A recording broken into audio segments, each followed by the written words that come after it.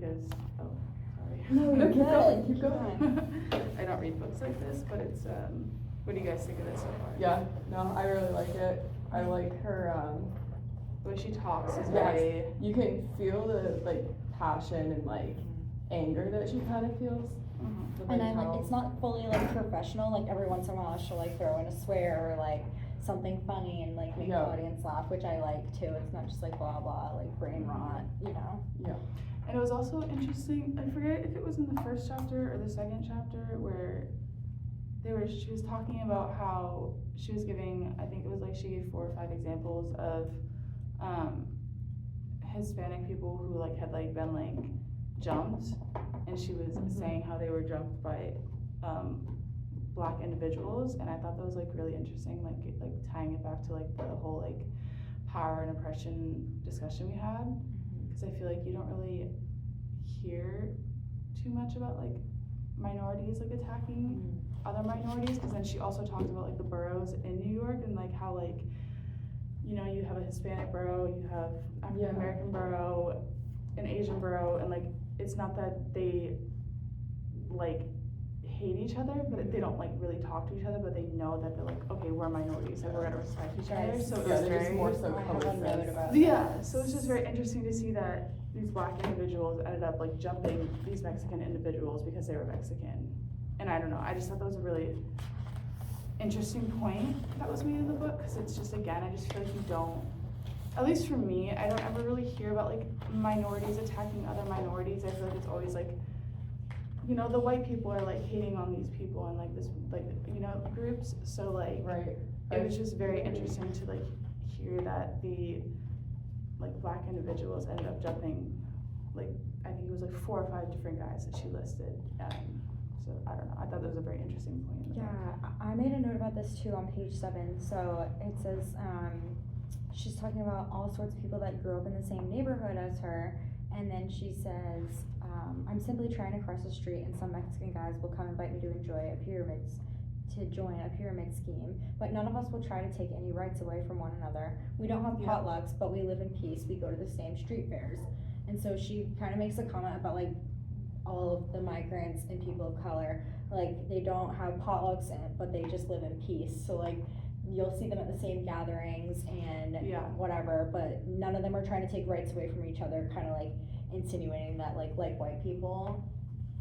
So I thought that was pretty interesting. And then to build off of like your comment of power and oppression, on page 50 I wrote a note about how she talked about how her dad was super happy to be called a delivery boy, and she had to keep telling her dad like, no, this is making me so upset, like you're a delivery man. And he was like, well, they call us delivery boys, like what's the problem? And she said that white people call the colored people or like any migrant person delivery boys instead of delivery men, because they're just trying to, like, they take the power away from them and kind of being like, well, we're better than you, we're delivery men, you're delivery boys. And her dad didn't really understand like the problem with it, and she was very upset about it. And it, like, she says like, I assume the guys had heard it from some white supremacist boss who was trying to emasculate them, and they accepted it as a neutral term, but it made me furious. I Yeah. thought that was really important. So take these With off what so you were I'm saying talking. about being jumped by another minority group, like, I kind of wonder, like, with acculturation, like, it's probably even harder to, like, feel like you belong to a community or Yeah. accepted when it's multiple different groups that are Because it was just so kind of interesting. discriminating against you or Because when that, causing harm. when that point got like brought up, I was just like kind of like, huh, like not saying like it doesn't happen, because obviously like it happens. I don't think just because you're one race, like you can't do something, like you can't do something bad, if that makes sense. Like, so, but it was just so interesting because I just feel like usually it's always like, okay, like, you know, the white person is gonna do this to so and so, like it's like that. So like just to like see that like it was how she said it was like the Black individuals that were ended up jumping like these 4 or 5 different Mexicans immigrants. It was just so like interesting to like read about that, because I'm just like, that is like, I don't know, because it's like, again going back to like the page 7, like, because that was like also so interesting, because like she was like listing like all, you know, the stuff about that and like what you said. So it's just kind of like, it's not that they don't get along, it's just that they don't feel the need, like, you know, like, you don't have to be Right. like friends with someone just because like you are a minority. Well, they said they live at peace too. Yeah, like they're at peace, but it doesn't necessarily mean you have to like, you know, hold hands just because you live in like, you know, so it was just very interesting to like read that and then to like think back about like how like all the power and like oppression like discussions we've had, because like you would think that, okay, like I'm a minority, you're a minority, like we should kind of go in this together, not that we have the same struggles, because like obviously like different minority groups will have different struggles. So it's just, I don't know, I just thought that was a very interesting like part of the book, because like I was like, that like really stuck with me, because I was just like, that's so, I don't know, it was just so interesting to me, so. I also wrote a comment about how, like, we've heard several times from the people that she's met and interviewed about like who they associate themselves with too, and so like we talked about stereotypes, and she talks about how the people knew like an alcoholic and who died during Hurricane Sandy, and they talked about how they were careful with their reputations because he was a homeless alcoholic who drowned in a basement during Hurricane Sandy because he was probably drunk. Did they feel sorry for him? Yes. But were they embarrassed by him? Probably. And nobody wanted to associate themselves with him because they had to work so hard to like uphold their reputation and not fall for like this stereotype. And like she had said right above it, he was like, well, she asked if she could talk about them and interview them, and they said, well, can you write about me? Can you tell the real story about us, not the ones that you're used to seeing in papers about us pissing in bottles and catcalling women? And she was like, yes, of course. And I just thought it was very sad to hear about how hard they have to work to keep their reputation up, and then also it kind of related to power and oppression and self-concept and like their view of themselves. So I felt like they almost saw themselves as more like individualistic than collective, because they don't want to be associated with like other people because they're worried if they can ruin their reputation.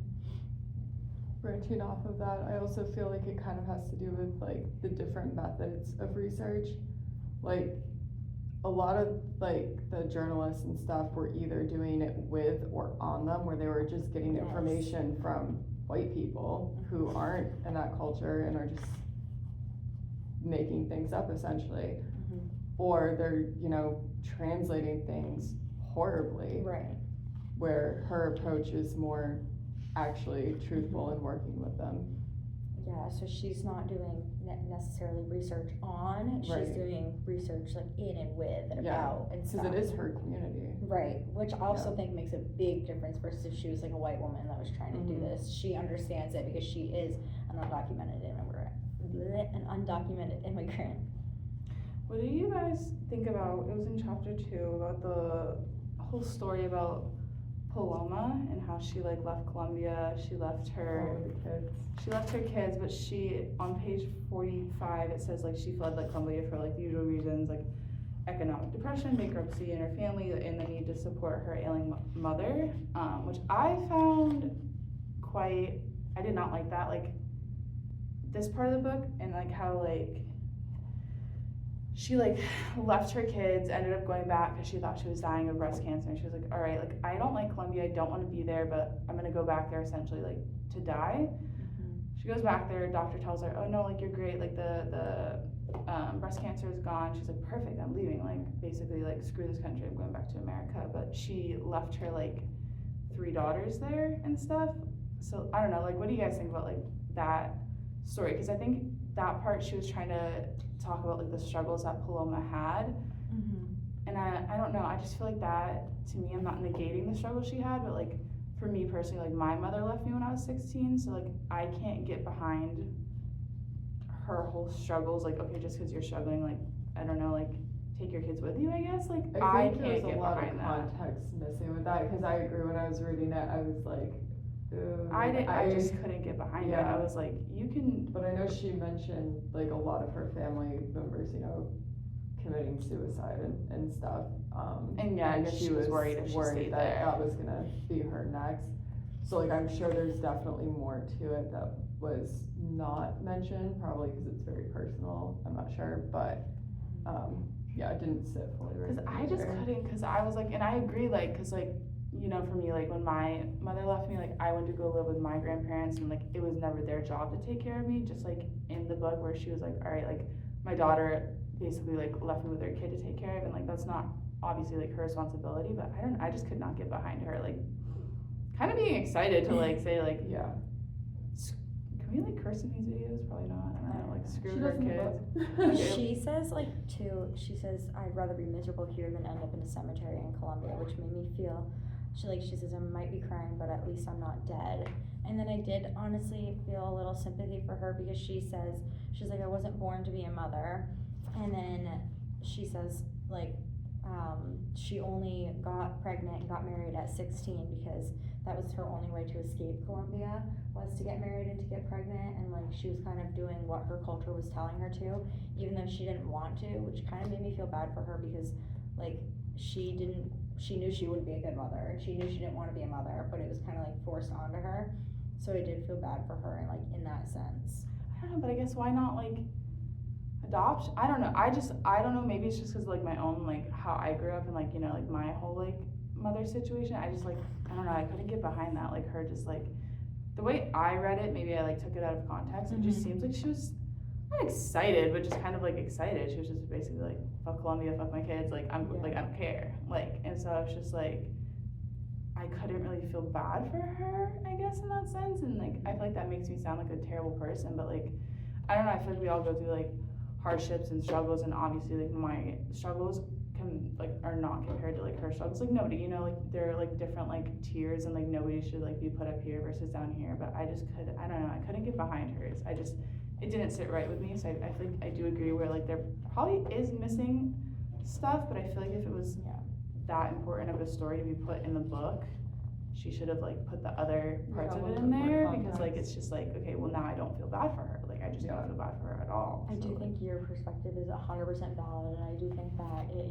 is like the way that you interpret Paloma's story is 100% based off of your story too. Yeah. Because like I'm not coming from that story, and the way I read it, when I read, she says like she's coming from an abusive relationship, or not an abusive relationship, she had an abusive childhood, she didn't want to be married, she didn't want to have kids, she was forced to have them, she was forced to be a grandmother, and she says like, I don't want to live that life, I'm tired of it, I'm not the type of woman who puts up with it, I wasn't born to be a mother or a grandmother, just a wife. And so she says I escaped because I was either going to commit suicide like the rest of my family because I was miserable, or I was going to run away and like finally be free from the life that she never wanted. And so I guess I think it's easy to interpret like based off of your experience 100%. Yeah. And then I also want to talk about her breast cancer too, because I thought that was super sad, because I wrote on page 45, I made a note of that it's important, because she says, yes, we're heroes. She's talking about working at Ground Zero. She says, yes, we're heroes, but the danger of the job were hidden from us so that we could work. If they had put up a sign at the site listing what we had come to face, we wouldn't have all gone in. And so she talks about how like all of the illnesses that her and the cleanup workers ended up with, so like sleep apnea, PTSD, depression, anxiety, gastrointestinal issues, cancers, etc. And they didn't tell them any of it. Like they didn't tell them the risks behind it. And I think that's crazy, because I mean, would they have told other people that were documented immigrants or that were native to the United States? Like, I think all the first responders just kind of had the general knowledge already. Right. Of like the health implications. Yeah. But my guess is they did not share that information. Mm-mm. I also like, this is completely off topic of what you're saying, but in like the first chapter, I don't know, I like the way she talks in this book, like how she was like talking about how like basically like, who was it? It was Joaquin, what's the other guy's name? Oh yeah, I think that's right. Joaquin, and I don't remember the other guy's name, I don't know if I can find it like right off the bat, but how she was like saying like, oh, like the coyotes would like transport us. I don't know, I like the way like this book is like written. I feel like it's very like, I don't know, it makes you think more like deeply about things. So like, I don't know, I just think like the way she like talked about like how like they had to like go like back and forth like a couple different times, like that was like also like a very interesting like part of the book. And also like when she starts talking about like Trump and how someone like ended up like just like absolutely like losing their mind, and I was like, that's a very valid like point that was like being made. Yeah.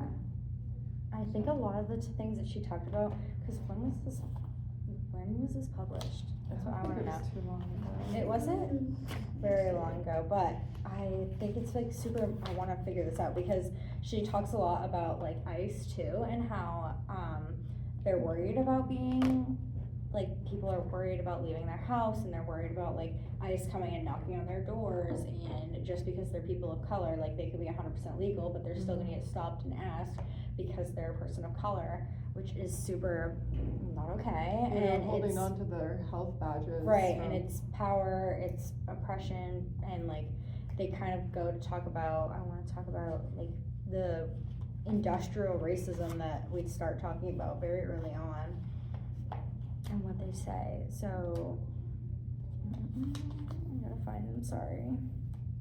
Oh yeah, this was written in March of 2020. Okay. Sorry, I need to find it.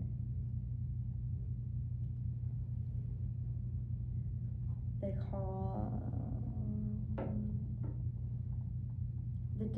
the day laborers I meet are professionals, talking about the importance of negotiating rate.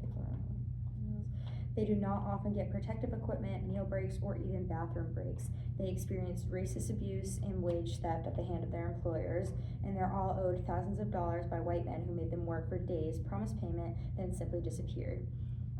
Some day laborers are dropped off at remote locations to do work, and they're left there without a ride back, unpaid and helpless.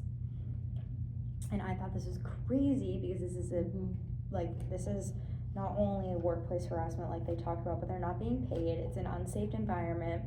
This is all levels of racism. So we're seeing individual racism from the bosses, industrial racism, because they're experiencing this at all levels of work. And then cultural and social racism, how this is then talked about in the New York Times, and it's described as idling. And they said it's an extremely offensive way to describe a laborer that requires standing in hellish heat or cold rain from dawn until nightfall, negotiating in a language that's not their own, competing for your friends for the same job, and then performing it to perfection without the certainty of pay. And then they go to the next chapter and talk about that this continues. So this was early on in her experience, and then she talks about how in the 9/11 Ground Zero, that they had the VCF program, which is Victim Compensation Fund program, and they only did it for, it was just over a year and a half, so before people are even starting to experience symptoms. And then they talk about how they're experiencing the symptoms because they're not required, they're not given PPE, they're not given, so unsafe conditions for shit pay is what I wrote, or no pay, because they're told that they're gonna get pay, and this guy, he works for 12 days, 12 hours every day, in wet clothes. He's starting to get super sick, and so they give him a check, which is only for $60, and he goes to cash it, and it bounces. And then he's talking about how, even though he did all this work, he's experiencing lasting effects such as PTSD, anxiety, depression, paranoia, and that's just the psychological symptoms, not even like the health that they're experiencing. And then, Branching off of what you said with the idling, when I was reading about that, it made me think of that cross-cultural awareness article, and like kind of all the bullet points at the end of like, hey, this is how we can like do better and not do Yeah. harm. And I feel like all the people who were calling it that could benefit from maybe reading that article. right. They also, which I'm not sure if this is like, I think this is a form of how, I don't know if I would, I don't know, we'll see what you guys think. But they talked about his friend Raphael, who was he was a firefighter in his home country of Mexico. I was just trying to find out what page is that on, because I wanted to mention the it. bottom of 38 to the top of 39. And so he talks about Raphael, who was a firefighter in Mexico, and so he ran up the North Tower, and he flashed his badge, and they were like, great, like gear up. And so he ran up the North Tower and he saved somebody, and then he later passed away because of complications. And they said that it was because of natural causes, and they called it alcoholism and obesity. And then the New York Times, or Fox News? Fox News did a television interview taped before his death, and they introduced him as Juan Hernandez when his name literally is Raphael. it's not even like, it's Rafael Hernandez, and they did. Like racism. Right. And they say Juan Hernandez, hero in his adopted homeland. And he said he's so upset about this because like it's just shows how like it's so acceptable to like this structural racism that we have and how society just accepts it. And he's like, that's how everybody remembers his friend.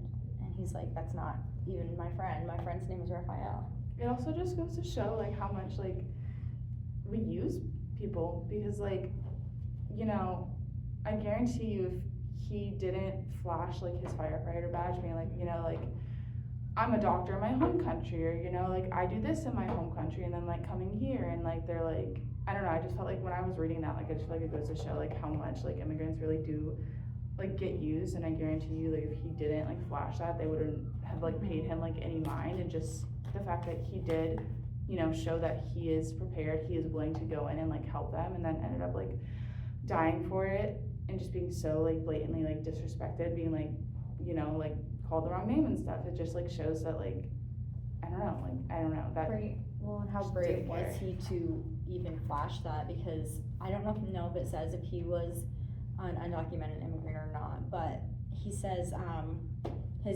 Milton talks about how like he got in line to help at the cleanup and then got out of line because he was so scared that they were going to use his identification to deport him. And then it later talks about how they do, and like how the people that were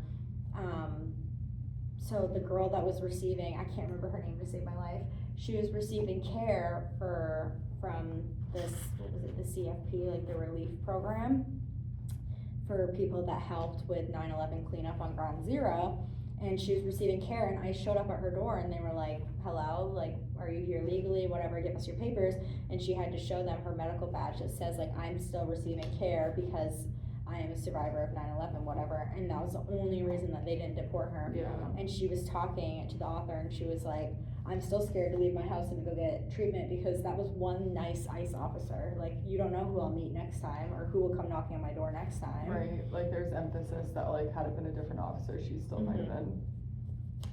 Yeah, and she's like, I'm scared to leave my house, and even though like I belong here, I'm receiving care, I helped out, like, and I think it's like they talk about on page 33 how they don't care if they were legal or illegal during this time, but then immediately after they do care again. It's like funny, that's what I'm saying. It's like, okay, as long as we can use them to Right. like get what we need, they can like rebuild, they can clean up after like the hurricanes and stuff.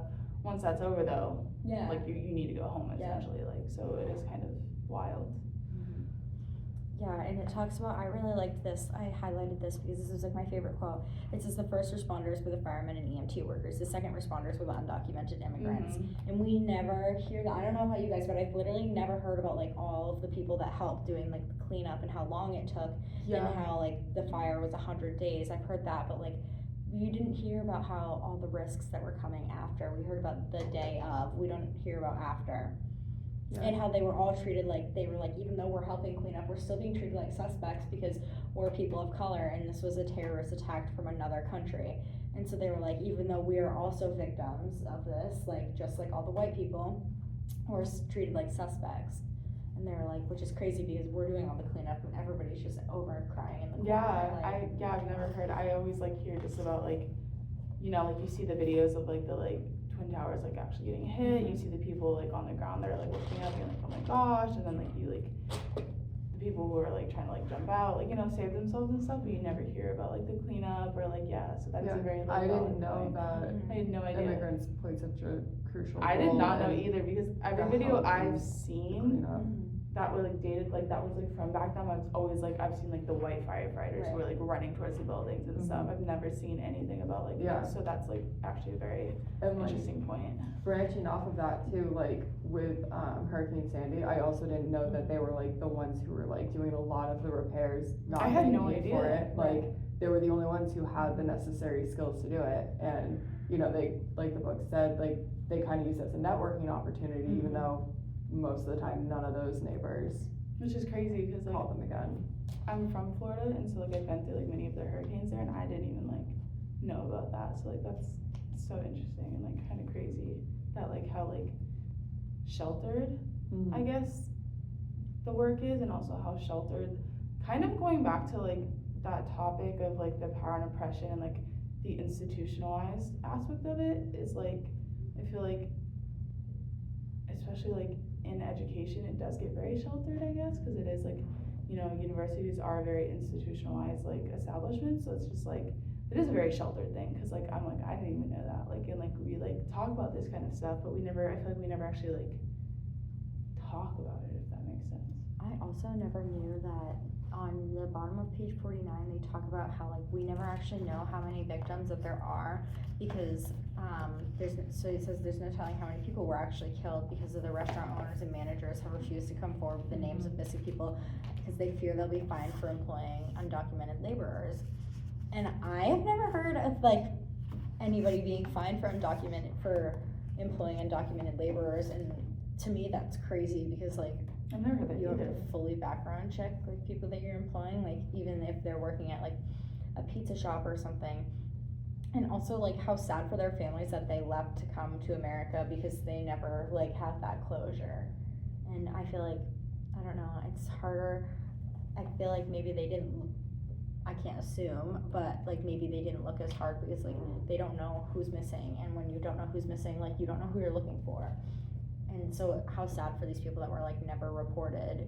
And they then talk about how like even the people that worked for on Ground Zero, they didn't want to be recognized by the Victim Compensation Fund because they had to show paperwork providing that they worked there or lost somebody that day, or like lost a place, like somehow that they were affected by it. So maybe like their building that they worked at got burned down, and they didn't want to leave a paper trail, so half the time they wouldn't even come forward because they didn't want anybody to get in trouble, they didn't want to get in trouble, and so they didn't even receive these funds.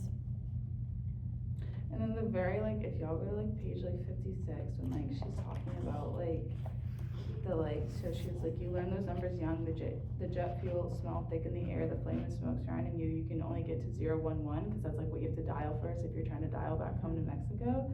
And then she said like, you take out your wallet and put an ID between your teeth so they can find you when it all collapses. Your flesh may burn, your teeth will remain, and the ID will be there.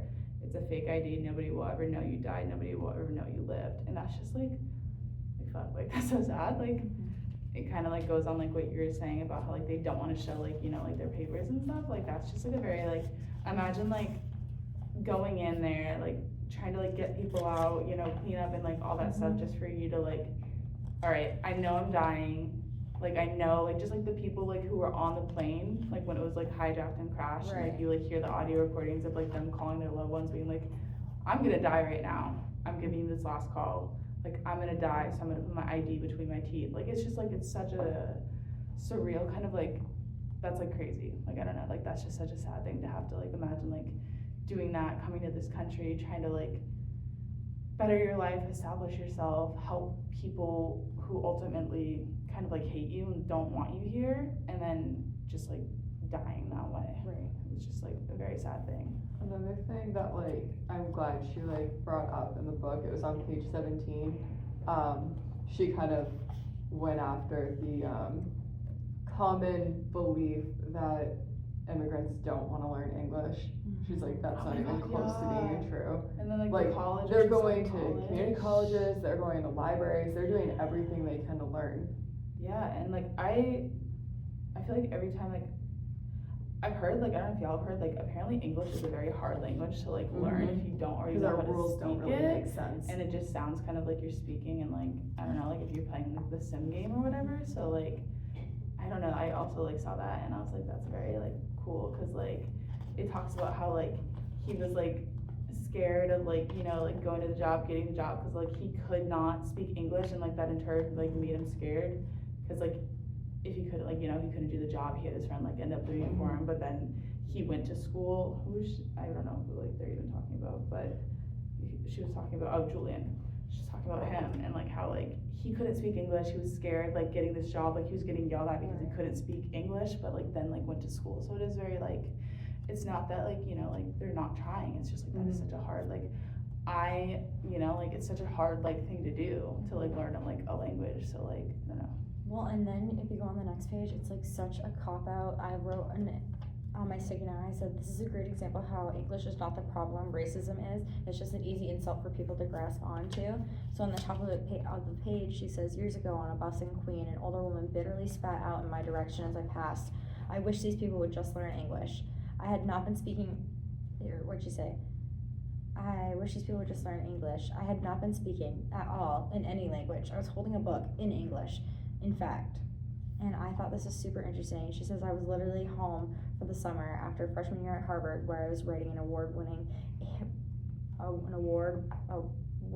writing award named after the 18th century American transcendentalist. I can't say that. And we both just happened to write in English. And she was like, but the only reason this lady yelled this at me is because it was summertime and I wore short, thin clothes. I was tan, I was a deeper brown than usual, my hair was black, so black it was almost navy. And she said, I think every immigrant in this country knows that you can eat English and digest it so well that you shit it out, and some people will still say that you do not speak English. And so I think it shows that like this, the language is not the problem, it's like the people that are blatantly racist and they use their language as like a way to feel like they have power. And really, I think the people with the most power are the people that can speak multiple languages. Like, but this lady in the textbook is like, she thinks that she has power because this is her native language, but she's actually not any better. She's actually not as good as her, honestly, in my opinion, because she's not writing English novels at Harvard, and that's not even her first language. Kind of fits into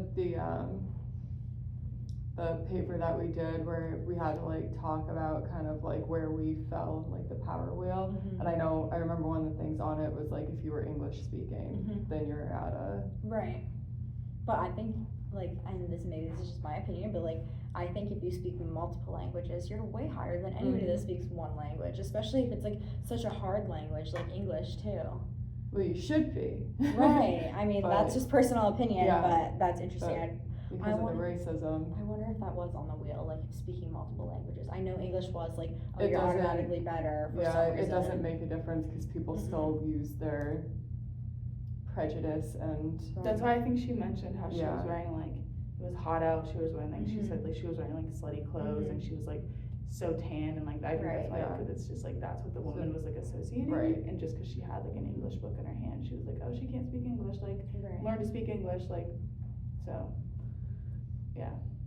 And also like how awful that of like societal racism that nobody speaks up and says anything, and she just assumes like, she's like, no matter how good I am at English, it doesn't matter because I don't look like I speak English, and it's not even, she's like, even if it was my native language, I don't look the part. And that's like so awful to me because we live in a country where there's like, we are a country that accepts everybody in all shapes and sizes, and so there isn't necessarily like, you could be born not looking like a I guess like a white person, I guess, and that can still be your place of birth and your native language, and nobody in your family, like, there's plenty of people that talk about in here, like, they don't speak Mexican because they don't want people to, they don't speak Mexican, they don't speak Spanish because they don't want people to like know that that's where they're from and stuff.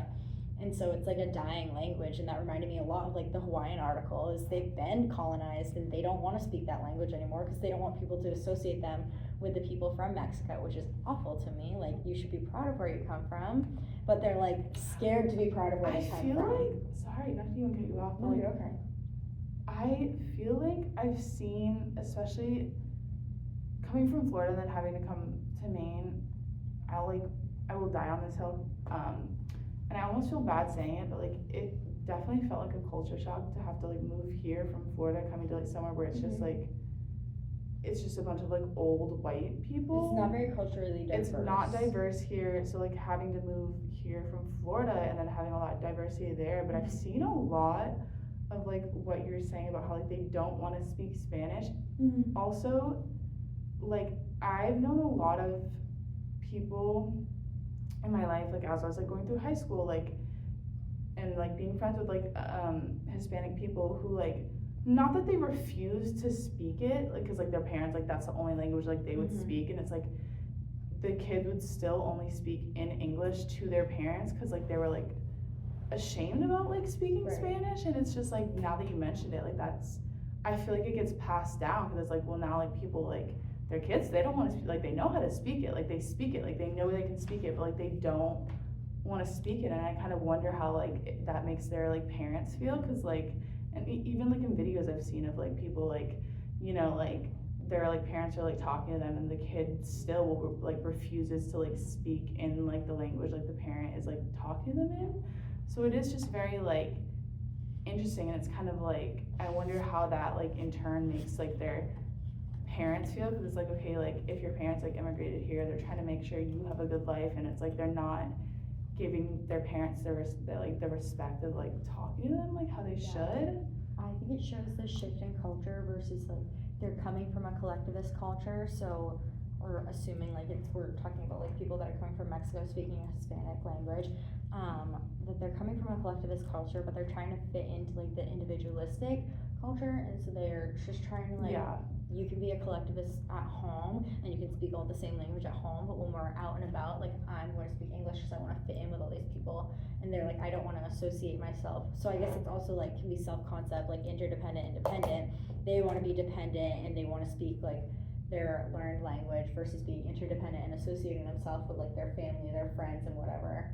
But it also could be interdependent too because they're associating themselves with their new friends and stuff.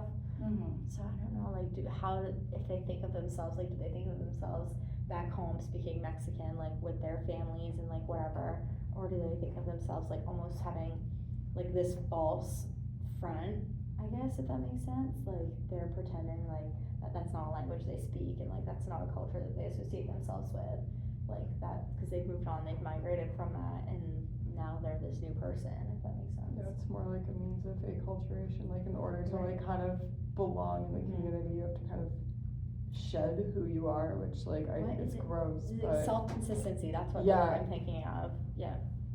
I'm like, what is it, like the fake friend, like what is it when they're, well, and I also think a lot of people have like multiple different personalities, like they probably don't go home and speak English either, they probably go home and speak to their parents in the language that their parents speak. But also, like, when you're out and about, they talk about how they're proud to translate for their parents and they're proud to speak English because they feel like it almost makes them fit in more and they're more, like, socially acceptable. And they also talk about kind of being embarrassed if their parents didn't know English. And I feel like that is so sad because, like, I would just be, I don't know. I mean, I don't know because I'm not, like, I've never migrated and I've never spoken a different language. So I guess it's hard But they shouldn't feel embarrassed. No, right. But like, that's what they were born to speak. Right, exactly. And I think that's gross.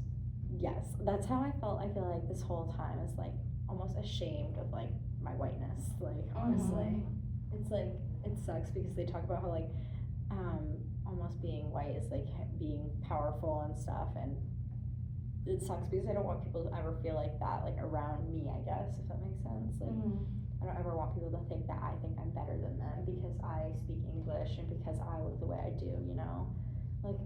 I would never say that to somebody on a bus, like, or be upset if they didn't know how to perfectly speak my language. Like, who cares? Do you know how many people in America don't speak English? A lot. I love it. Like, the amount of cares? people I have, like, encountered, like, day to day, and, like, I can tell, like, they have an accent and they're from somewhere else, and I get to, like, talking to them, I'm like, and they'll tell me where they're from. I love it. I'm like, oh my gosh, that is so cool. Like, let me start talking about You'd it. never be mad at somebody. You can't pick And, where you're born or what language your parents teach you. They start teaching me, I don't pick. like, I don't know, I don't know, I love when, like, they just, like, talk about it. Like, I've met a few people who are from different parts of Africa, and, like, they'll tell me, oh, like, I speak this language, and I'm like, oh my gosh, that's so cool. Like, my friend, like, he's from, Rwanda, and he always tries to, like, teach me how to, like, say, like, words in French, and, like, I'm horrible at it, like, I can never grasp it, but, like, and then, like, they'll start talking to me, and, like, they're like, oh, like, say this word, and, like, this is how you say it, so, like, the next time I see them, I kind of, like, try to, like, speak their language, and, like, I don't know, like, it's just, like, all in all, at the end of the day, like, guys, it's not that deep, like, why is everyone getting so mad? Like, it's just, like, why are we mad that, like, they're not white, why are we mad that, like, they can't speak English? Like, we're not the only country that exists. Like, we're probably, like, one of the, like, if we were, like, looking at, like, the whole scale where they like, you know, like, they put everyone, like, in line about, like, what country's the best for, like, this and this and this, America's not the top number one, so it's just, We're like. also not a country that, like, we are a country that was colonized. We're not a country that was already white. Exactly. Right, like everyone is immigrants. We migrated here and then like took over the country. So to say that like everybody should speak English and everybody should be white is like so incorrect, because the people that were originally here were not necessarily English speaking or white. It's Like- just the fact that they take it so hard that like we have to, like, why is the KKK a thing? Like, it's just the fact that people get so into this that I'm just like dumbfounded. I'm like, are we so serious right It now? reminds Like, me be a lot so of like the serious. Hawaii article where like everybody like people that were colonizing thought they were superior, and so now people, they didn't want to speak Hawaiian and they didn't want to practice their values and stuff. Like, it's just like, why are we making like a cult out of it? Like, it's not like, I don't know, it's just genuinely so like, I feel like a deer in headlights every time, and I'm just like, why? Like, what's going on? Do we have like anything that we want to touch on that we might have missed or something before we start wrapping up? I feel like we had a really good conversation. I Unless think y'all so have too. anything to add. I think she wants us to talk about kind of like next steps, like Well, for the next, because how many, this Yeah, book like only how has 6 we can chapters, take some of right? this information Oh. into our futures, like that sort of thing. So like I know, like I plan on going into HR, so I feel like a lot of everything this class is Oh. very relevant, because it's like the way people are, like their behavior, like how they feel, you know, how they think, like it's all very different culturally, Yeah. and like their experiences are so diverse that I don't know, I feel like Especially just- working in HR, I feel like you definitely have to, because I'm sure you're gonna have to field so many like or like so many incidences of like, you know, like racism and like Mhm. stuff like that, or like things that like got taken like out of context. Not saying that like it didn't happen, but like, you know, like you're gonna have to deal with like, Yeah. well, this person said this to this person and like that was racist, and like you have to do like the internal investigations and like stuff like that. So like, yeah, that would definitely be a huge And I was thing in like thinking your a field. lot too, like just in like the hiring process. Oh yeah, of course. Like, Of course, especially like, yeah, especially now because like companies like don't have to hire for diversity. Like that's definitely gonna, I feel like, be a huge Mhm. like factor in like to your career. Yeah. So, what do you want to do? Like, how would it work? I'm going back to school at USM next semester to be a school psychologist. So I again, think, yeah. kind of, we talk a lot about like power and oppression, and like, how some cultures have like almost like a superiority over others. And so I think it's very important to keep that in mind, that that's very false, and that we're all like equal. And to understand that everybody's coming, also like the language barrier too, like one of my superiors works in Portland Public Schools, and so she experiences a lot of language barriers where the kids are translating for the parents. So I think that's important to keep in mind, to like help make sure that these people don't feel ashamed necessarily, like that they're not speaking the same language as fluently as I am, because like I can't speak the same language that they're probably speaking as fluently as they are, and that is perfectly fine. Like I don't expect them to, and they don't expect me to. So I just think being like culturally aware and like aware of like my whiteness also, and because kind of I don't want to be like ignorant to culture and like other people's cultural experiences, because I have different ones, you know. Mhm. So I feel like always keeping that in mind. For you, what are you thinking? I'm gonna go to law school to be a criminal defense attorney, so I guess I feel like that's kind of like, I don't know, I feel like it's a slippery slope kind of doing what I want to do, because I always have people like talk to me and they're like, oh, like, you know, you're gonna have to defend people who like rape children and like have like all this, and like, so it's kind of like I don't know, I think about it in a different sense, like the whole, I don't know if you've heard about it, but it was like the New York 5, it was consisted of 4 black young individuals and then 1 Hispanic individual, and this white woman said that all of them like raped and beat her.